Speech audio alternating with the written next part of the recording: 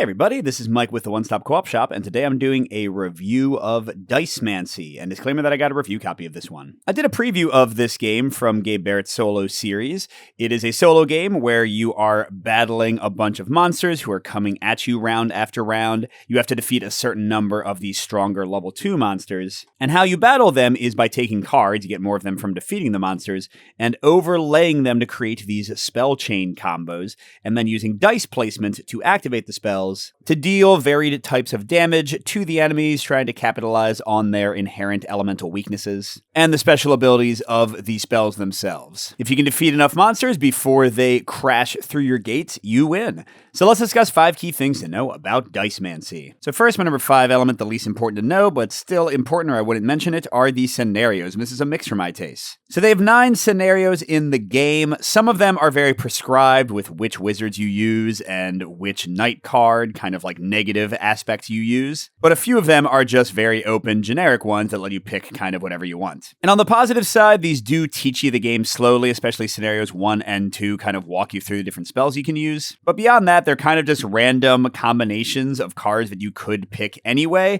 And honestly, I mostly play scenarios 3, 6, and 9, which are the replayable, kind of like easy, medium, and hard modes that let you pick kind of any combination of things. So the scenarios aren't really doing that much. They don't actually vary that much because the game already has a lot of variety with the knight cards and such that you can figure out for yourself. My number 4 point are the wizards that you use to battle the enemies. And this is a pro for my taste with a caveat. They have a special power you can use with crystals. And in most scenarios, you'll have 2 wizards, so you can kind of combo their abilities together, and it becomes an interesting resource to manage. So I like all of this. All the abilities are useful in different situations. And by the way, they did fix the one wizard that in my preview I said was completely unbalanced. Now he works well. My only small negative here is that in the scenarios, they either tell you which wizards to use, or they let you pick anything you want within one staff and one wand type. Whereas I wish there was a way to randomize which ones you were picking an official way. I mean, it's incredibly easy to house rule. What I do is I just pick one of one type and then draw 2 of the other type and pick which one I like. But without that official rule or house rule, you can kind of lean on the exact same wizards every time in the exact same combos, and nothing in the game stops you. Next to number 3, another mix for me is the randomness element.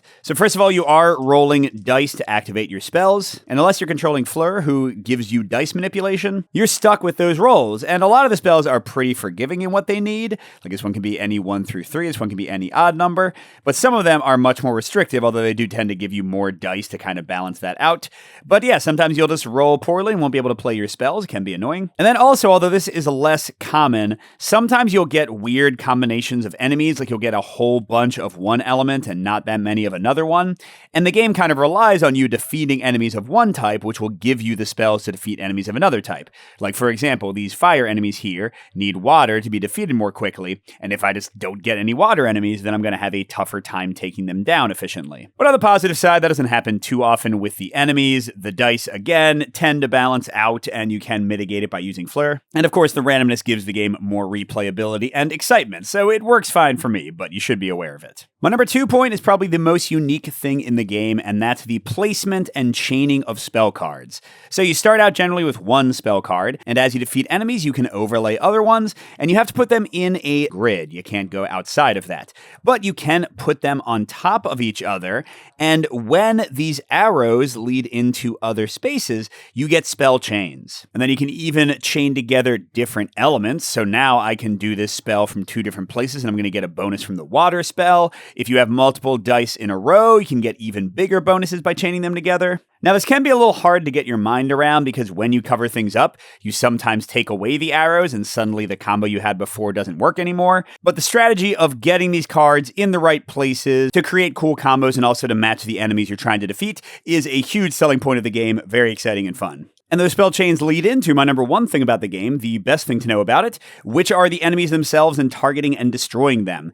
Because the spells, as I mentioned, have different ways of targeting enemies. They can sometimes hit them in columns or rows or chain attacks together or hit a single target with a bunch of damage. But the cubes you place for each of the different spell types are limited. So if I'm overusing fire too much, eventually I won't have any fire cubes to place out unless I actually defeat some of the enemies. And even if you can't kill an enemy off because you're not getting their weakness and you can't can't build up enough damage, you can still stop them from activating and often just wait for other enemies to come in. You can win without destroying everybody, so even if some enemies get in weird placement positions, it's okay. And yeah, the tension of trying to take these guys down as your walls are destroyed as they move in, trying to survive, especially in the later scenarios. When you can add in these highly varied night cards to make stuff even more crazy and challenging, it's just great. An awesome tactical puzzle every time. So overall, you might want to check out Dicemancy if you like dice placement games, if you like really tactical kind of combo action games. I think this one does a lot of awesome stuff. But you might want to avoid Dicemancy if you don't like dice luck, although it is pretty mitigatable here. Or if you want a huge amount of variety in scenarios and such, yes, there are some fun levers to play with here, the different wizards, the night cards,